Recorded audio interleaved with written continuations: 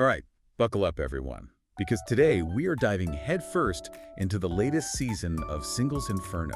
Yeah, this season is something else. It's like they cranked up the heat and added a whole new layer of drama. Speaking of heat, for anyone who hasn't experienced the Inferno yet, imagine this. Yeah, picture this. A group of incredibly attractive singles. Oh, they are attractive, all right. Totally. Stranded on a deserted island. Sun, sand, and the only escape is finding a romantic connection. It's like a pressure cooker for love. Right. They're battling the elements, the loneliness, and, oh yeah, the constant temptation. Which makes you wonder, can genuine connections actually form in such a, well, manufactured environment? That's the big question, isn't it? But hey, we are all here for the drama, and trust me, this season delivers. Oh, absolutely. This cast is something else. We've got former K-pop trainees, fitness models, entrepreneurs. It's like they handpicked the most interesting people they could find. Exactly, and that's what makes it so fascinating to watch. Okay, let's meet some of these singles who are setting the island on fire this season. All right. First up, we have Lee Cyan. Ah, Cyan. A former K-pop idol trainee with a massive social media following. She comes across as so sweet and genuine. Totally. Like the girl next door you just can't help but root for. Exactly. But will that be enough to stand out? Especially with someone like Park Hae-rin in the mix. Oh. She arrived mid-season and instantly became a fan favorite. And for good reason. I mean, one of the guys even called her the most beautiful contestant on the show. I mean, he's not wrong. Right. Hae-rin brings a completely different energy to the Inferno. Definitely. She's bold, confident, and goes after what she wants. You can see how that could be both intimidating and attractive to the men on the island. Totally. And then, just when things were heating up, the producers throw in this major curveball. This is where things get really interesting. They introduced a 3-choose-1 elimination. Yeah, imagine 6 women get whisked away to paradise, right? To this luxurious escape. Exactly. Only to be met with 3 new male contestants. They have to speed date each guy, and then, as a group, decide who gets to officially join the show. Can you imagine the pressure? Talk about a tough decision. Not only are they choosing a potential partner for themselves, but they are also impacting the entire group dynamic. Right. It's like this real-life social experiment playing out right in front of us. So what were your initial thoughts when you saw this twist unfold? Well, honestly, the first thing that hit me was the weight of that decision. Oh, yeah. These women are essentially choosing a new member of their little island community. Not just a date. Exactly, and you could see them grappling with that responsibility. Oh, yeah. Some were more focused on, like, finding a guy who'd fit in well with the group. Right. And others, you know, were definitely prioritizing their own desires. Absolutely. So let's get to know these 3 new guys who were thrown into the mix. Okay. Fill us in. What can you tell us about them? Well, first up, you've got Kwon Gi-ha. He's a fitness influencer. Oh, so. Yeah, chiseled physique, charming smile. He's definitely got that, like, classic heartthrob vibe. Yeah, I bet he made quite the entrance, huh? Oh, you could practically feel the temperature rise when he walked in. I can only imagine. But, you know, beyond the looks, it'll be interesting to see if he's, you know, actually looking for a genuine connection or just playing the game. That is the question. Yeah. Okay, so who else did the ladies have to choose from? Right, then there's Hong Seong-kyo. I'd describe him as, like, the smooth talker. Yeah. He's quick-witted, flirtatious, definitely knows how to work a room. Ooh, sounds like a potential troublemaker. He could be, but he's also intelligent and articulate. Yeah. I think he might surprise some people. Interesting. Yeah.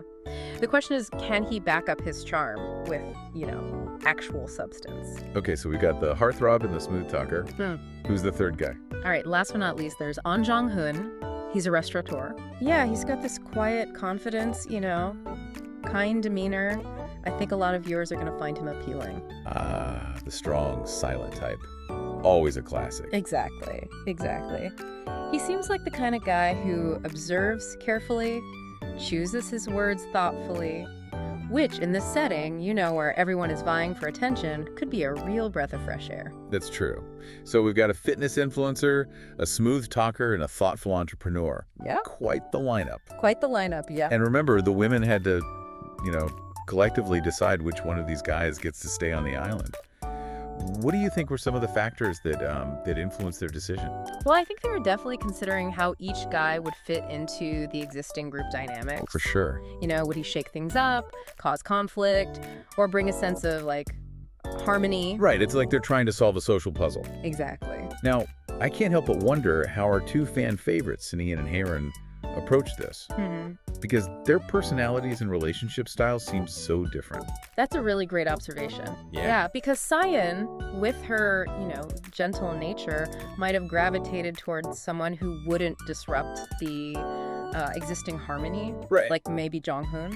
Whereas Haerin, who's more confident and assertive, might have been drawn to someone who would challenge her, keep things interesting, maybe someone like Seongpyo. That's a fascinating point. Yeah.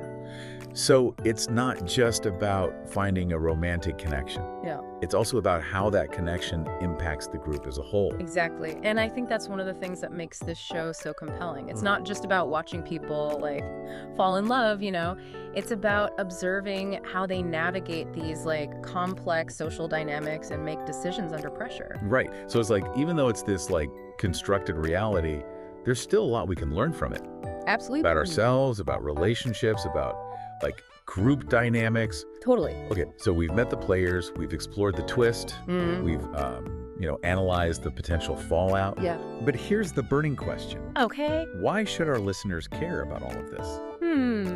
It's just a reality show. Sure, it's entertaining, but I think there's more to it than that. I think Singles Inferno, even with its, heightened reality and dramatic twists, offers us this glimpse into our own human desire for connection.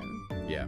We all crave love, belonging, acceptance. Absolutely. And watching these contestants navigate those desires, even in this, manufactured environment, can be surprisingly relatable. It's true. We see ourselves in their struggles. Yeah. In their triumphs, their vulnerabilities. It's like holding up a mirror to our own dating experiences. Exactly. Even if ours aren't set on a tropical island. Right, exactly. And it's like you said, even though it is constructed, Yeah. there's still a lot we can glean from watching it. Absolutely. It's like a delicious cocktail of anticipation and intrigue, served with a side of stunning scenery and, the chemistry. But let's get back to that big question we posed earlier.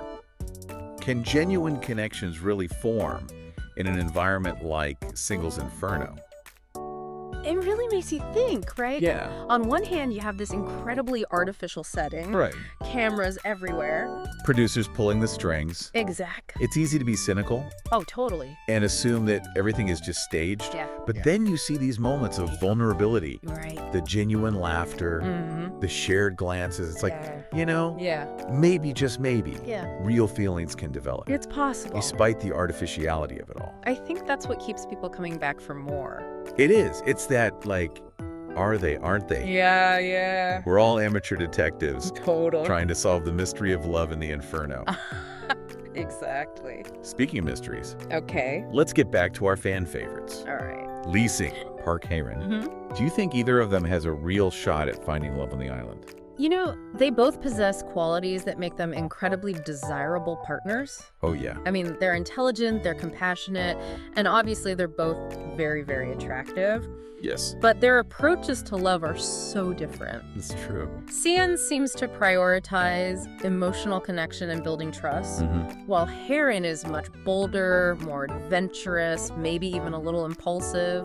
Yeah. So it really depends on what kind of love they're looking for. Yeah. And who they ultimately decide to connect with. Exactly. And let's not forget about all the other contestants. Right. They're also vying for love and attention. Oh, yeah. The dynamics are always shifting. Always. Alliances are forming and breaking. There's always that potential for, jealousy, betrayal. Drama. It's impossible to predict what will happen. Oh, I know. But that's what makes it so exciting to watch. Well, there you have it, folks.